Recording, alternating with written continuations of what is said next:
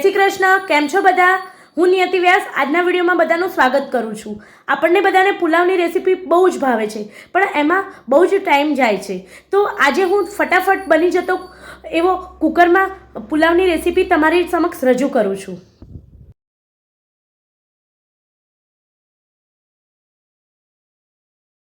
પુલાવ આપણે કુકરમાં બનાવીએ છીએ। એના માટે આપણે ગેસ ચાલુ કરીને એક કુકર લઈશું। એમાં ઘી, તેલ,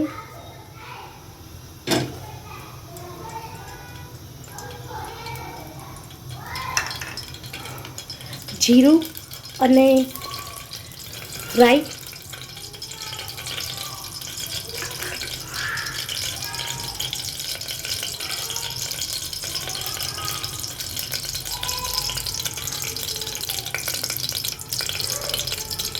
રાઈ ફૂટે એટલે એમાં આપણે હિંગ નાખીશું,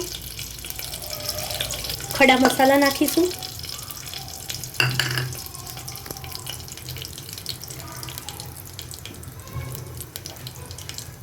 સમારેલું લીલું મરચું નાખીશું,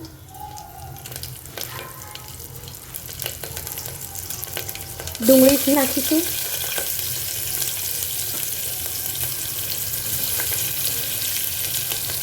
લીલી ડુંગળીને આપણે સાતળવા દઈશું। ડુંગળી સતળાય એટલે આપણે એમાં ટમેટાં નાખી દઈશું।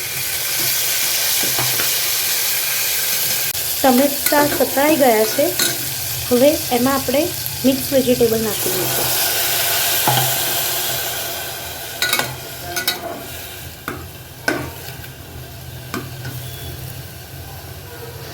અને આપણે બધા મસાલા કરી દઈશું।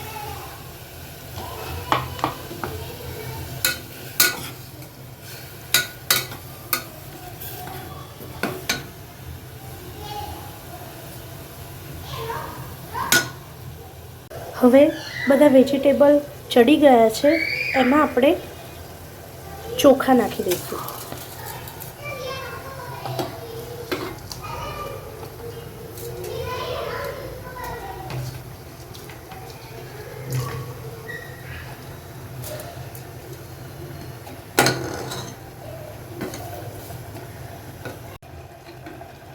હું કસૂરી મેથી બતાવવાનું ભૂલી ગઈ હતી, હવે હું એમાં કસૂરી મેથી નાખું છું।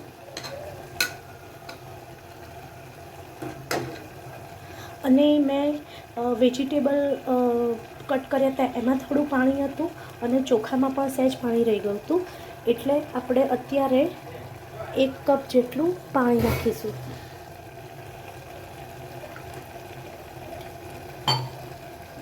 વેજીટેબલ સતળાયા પછી આપણે 1 બાઉલ એમાં પાણી નાખી દઈશું।